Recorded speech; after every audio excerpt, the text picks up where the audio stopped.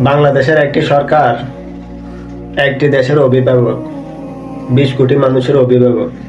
তো একটি বাংলাদেশের সরকার কি বিনয়ের সাথে কথা বলতে পারে, কি সম্মানের সাথে কথা বলতে পারে, অবশ্য ভিডিওটি দেখে যাবেন।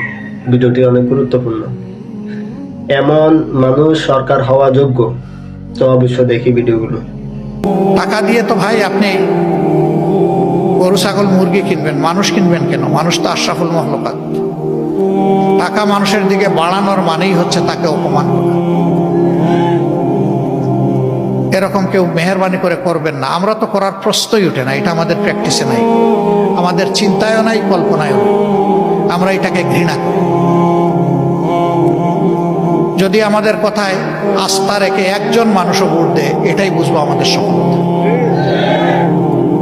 আর আমাদের উপরে যদি আস্থা না থাকে আর সব ভোট যদি কিনে এনে বাক্সে আমরা ঢুকিয়ে দিই, এটা আমাদের নির্লজ্জ ব্যর্থতা।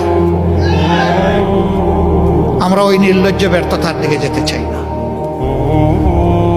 ভোট আপনার আমানত, আপনি কারে দিবেন না দিবেন, তবে অবশ্যই দিবেন।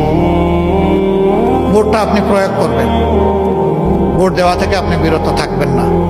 মনে রাখবেন, আপনার আমার জন্ম কোনো দলের জন্য হয় না।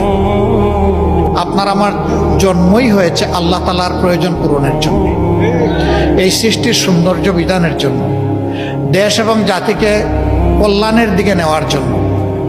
অতএব আমার কাছে দল যেন বড় না হয়, আমার কাছে আমার বিবেক যেন বড় হয়।